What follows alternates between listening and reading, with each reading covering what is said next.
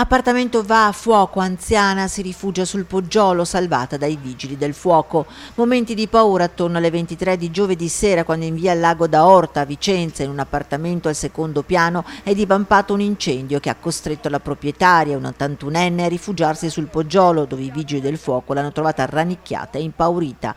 Immediatamente i pompieri hanno montato la scala e sono saliti raggiungendo l'anziana, e mentre un vigile del fuoco si è messo subito a protezione della donna, l'altro l'ha bagnata, iniziando poi l'operazione di spegnimento. Nel frattempo sul posto è arrivata anche l'autoscala che ha caricato l'81enne nel cestello e portata a terra, dove è stata poi presa in cura dal personale 118 e portata in ospedale per ulteriori controlli. A dare l'allarme era stata una pattuglia della Polizia di Stato giunta per prima sul posto e che aveva provveduto a far evacuare gli altri condomini, che poi hanno passato la notte da parenti. L'incendio, secondo quanto appurato, si sarebbe sviluppato in cucina per poi estendersi rapidamente alle altre parti dell'alloggio.